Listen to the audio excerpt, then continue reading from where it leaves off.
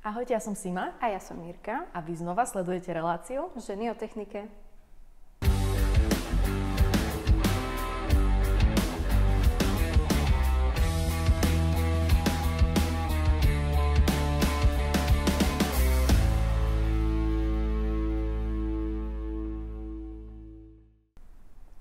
Dnes nás čaká opäť ďalšia zaujímavá téma a my už tu máme opäť známeho hostia, ktorý tu už s nami dnes bol a takto krásne sme sa zhladili a predstaví nám ho Sima. Nebol s nami dnes, aj keď dnes je s nami od rána, ale bol s nami už v priebehu minulej sezóny.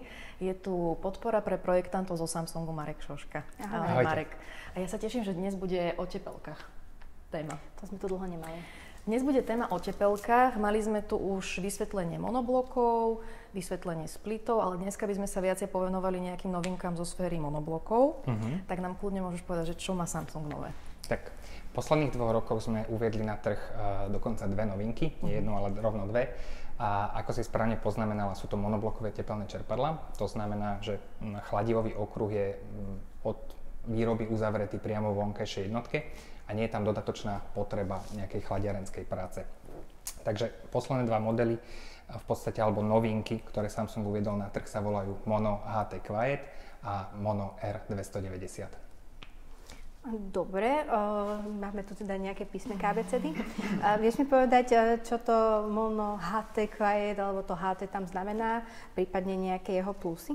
Tak, za tou skratkou v podstate sa skrývajú 2 výhody tohto nového teplného čerpadla. HT znamená High Temperature, takže je to vysokoteplotné tepelné čerpadlo, to znamená, že vie vyrobiť vykurovaciu vodu až o teplote 70 stupňov Celzia. A ten druhý dovetok, slovíčko Quiet, znamená, že tam bol kladený dôraz pri výrobe a pri dizajne na to, aby bola veľmi tichá prevádzka tej vonkajšej jednotky. To ja už teraz viem, že taká teplá voda môže ísť aj do radiátorov obyčajných, že? Presne tak. Takže je to zamerané naozaj nielen na novostavby, ale takisto na rekonštrukcie starších vykurovacích systémov. Tak. A keďže je to tiché, tak to môže byť aj radová zástavba nejakých rodinných domčekov, kde vlastne tvoje tepelko smeruje do spálne susedy, ktorá je citlivá na hluk, takže... Dobre, tak teda si poďme rovno povedať, pre aké inštalácie je vhodné toto teplné čerpadlo. Tak Mono HT Quiet v podstate je od nuly vyrobené nové tepelné čerpadlo, to znamená, že bol prispôsobený celý chladivový okruh tomu, aby to bola tá prevádzka úplne čo najvýkonnejšia, aby sme dosiahli tých vysokých výstupných teplôt, teda do 70 stupňov Celzia.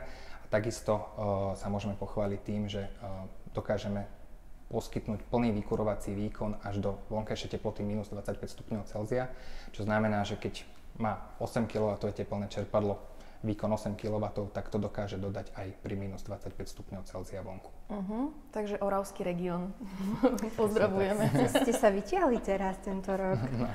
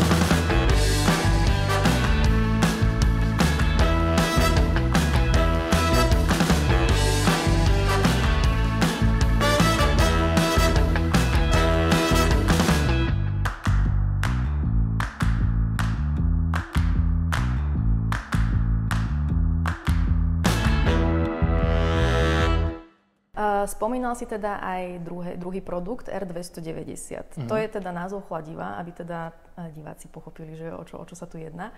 Čo je R290 a prečo prišiel tento produkt na trh? Tak celý trh tepelných čerpatiaľ sa snaží byť čoraz teda ekologickejší. Aj to je tlak z Európskej únie na základe nejakých legislatívnych noriem. To znamená, že R290 je chladivo, je to prírodné chladivo, označenie teda pre propán, aby sme boli konkrétni, ktoré má potenciál globálneho oteplovania o hodnote 3. To znamená, už nejakým spôsobom viac ekologickejšie a zelenšie asi nemôžeme byť. Pre porovnanie, predošlá generácia tepelných čerpadiel s chladivom R32 mala túto hodnotu cez 600. To znamená, že my sme sa od 675 posunuli k hodnote 3. Super. Propán asi veľa ľuďom bude evokovať niečo výbušné, keďže poznáme propánové bomby.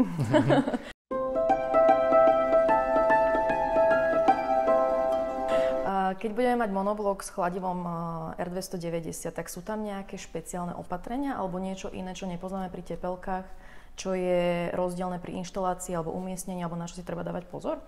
Tak ten propán v podstate funguje ako iné chladivá. Rozdiel je v tom, že je teda vysoko horlavý alebo teda výbušný, ale zároveň veľmi není vôbec toxický ako predošlé chladivá. Či to je jeho výhoda, zároveň nejakým spôsobom nemá vplyv na ozónovú vrstvu. Takže ďalšia výhoda a posun k tej ekologickejšej zelenej planete. Samozrejme, čo sa týka tej výbušnosti, tak sú tam nejakým spôsobom opatrenia, ako je bezpečnostná zóna. To znamená, že propán je ťažší ako okolitý vzduch, takže treba zachovať okolo tej vonkajšej jednotky nejakým spôsobom odstupy, ktoré sú dané v technických manuáloch, a týka sa to hlavne okenných otvorov, dverných otvorov od rodinného domu, a takisto nejakých nasávaní alebo výfukov rekuperačných jednotiek. Dobre. Moja otázka znie, aké sú silné stránky tohto modelu R290, ak si správne pamätám? Tak vzhľadom na fyzikálne vlastnosti propánu ako chladiva vieme dostať z tohto tepelného čerpadla vodu o výstupnej teplote 75 stupňov Celzia. Stúpame. Áno, znova sme sa posunuli niekde ďalej a takisto to teda predurčuje tie vhodné aplikácie nielen na novostavby, ale takisto na tie vysokoteplotné vykurovacie systémy.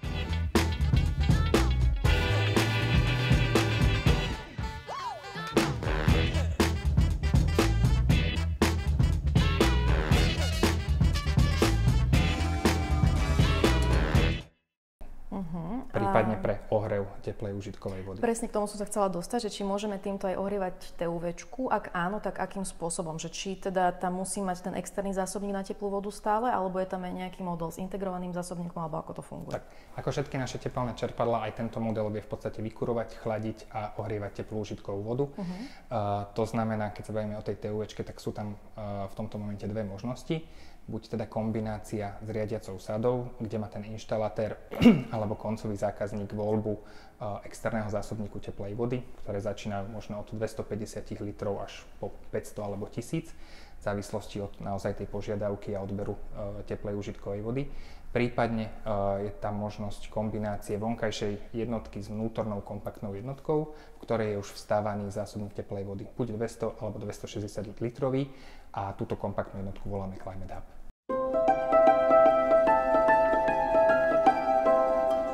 Ja viem, že Samsung chystá aj nejakú novinku, ktorá možno už je aj vonku, a čo sa týka toho obehového čerpadla, že bude možno aj vnútri tej vonkajšej jednotky. Áno, doteraz všetky modely našich tepelných čerpadiel mali tú hydraulickú časť zakomponovanú vo vnútornej jednotke, to znamená obehové čerpadlá, expanzné nádoby a tak ďalej.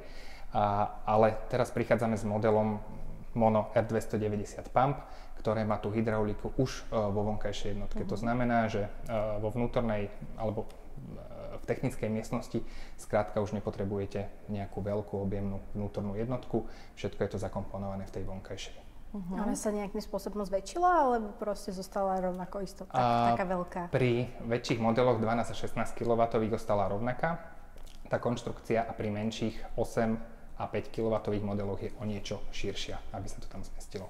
A tamto narastá tá vonkajšia jednotka iba do robustnosti a šírky, alebo máme aj dvojventilátorové tie vonkajšie jednotky? Všetky v podstate tieto nové monobloky, o ktorých sme sa rozprávali, Mono HT Quiet aj Mono R290, sú jednoventilátorové jednotky.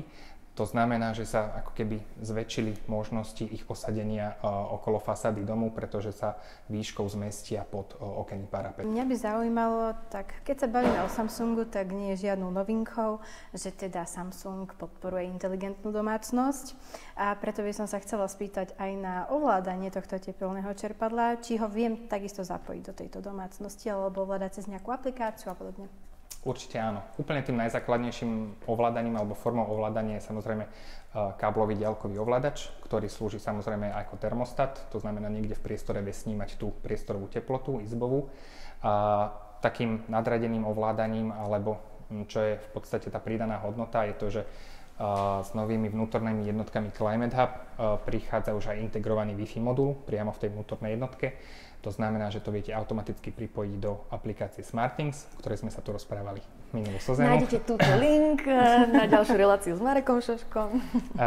Takže tam je tá výhoda, že tá aplikácia vie ovládať nielen naše tepelné čerpadlá, prípadne klimatizácie, ale aj iné spotrebiče Samsung a tisícky ďalších produktov od iných tretích značiek. To znamená, že si viete vytvoriť taký malý smart home. Keď idem nečakane na dovolenku, tak si viem vypnúť, aby sa mi zbytočne nekurilo, alebo neohrievala sa voda, ak by som tam zostala dlhšie a tým pádom možno niečo ušetriť. Celú tú technickú miestnosť, ten komfort vykurovania, prípadne chladenia a teplej užitkovej vody viete ovládať v podstate na diaľku, nezávisle na to, či sa nachádzate v dome alebo mimo, prípadne v inej krajine na dovolenke.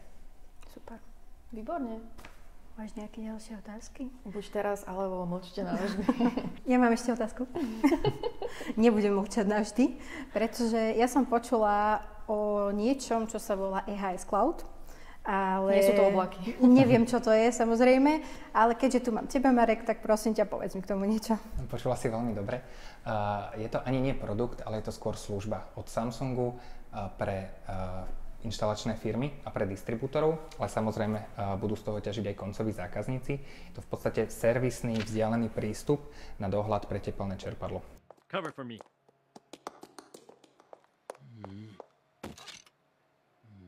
To znamená, že dá sa to aplikovať na všetky tepelné čerpadlá od roku výroby 2019, ktoré majú pripojenie na Wi-Fi. A samozrejme, ten koncový užívateľ to musí mať v aplikácii SmartThings, ktorá vyžaduje Samsung account alebo Samsung účet.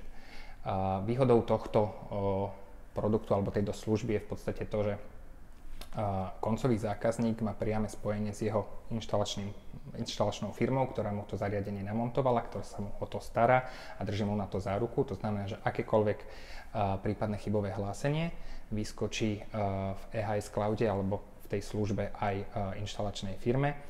Ten inštalatér alebo servisný technik to vie následne diagnostikovať, zmeniť nejaké parametre, prípadne to na diaľku teda vyriešiť. Ak je to nejaký závažnejší problém, vie to znova diagnostikovať, pripraviť si náhradný diel a tým pádom teda to šetrí čas pre servisnú firmu alebo inštalačnú firmu, šetrí to peniaze za zbytočné zmarené výjazdy koncovému zákazníkovi. A ďalej to vie teda eskalovať tá inštalačná firma na distribútora, prípadne distribútor na nás ako na Samsung. Takže moje pochopenie bolo úplne zlé. Čo si myslela? Tuto dáš si FaceTime s technikom. Nie, že proste, akože áno, dobre, že ti to na diaľku teda diagnostikujú, možno opravia, ale teda, vieš, hovorím si, že ty kokšetne, že mi tam o 6 ráno príde niekto klopať na dvere, že dobrý deň, máte tam nejakú chybovú hlášku, prišiel som to opraviť. Ďakujeme veľmi pekne. Ďakujeme, za Marek. všetky novinky, bolo to veľmi prínosné. Teším sa. Áno, opäť sme sa niečo nové dozvedeli a opäť sme zistili, že stále sa je kam posúvať. To ja už som si myslela, že akože v tejto sfére, že už sa nič nové nenájde. A pozri sa. On sa predsa našlo stále. Takže ďakujeme. Ďakujeme aj za pozvanie. A vám, milí diváci, ďakujeme takisto za pozornosť, že ste si tento diel opäť pozreli až do konca. V prípade otázok nás neváhajte kontaktovať na našom Instagrame Ženy o technike alebo na našej mailovej adrese ženy-o-technike@klimaport.sk. A budeme sa na vás tešiť na budúce s ďalšou zaujímavou témou. Ahojte. Čaute.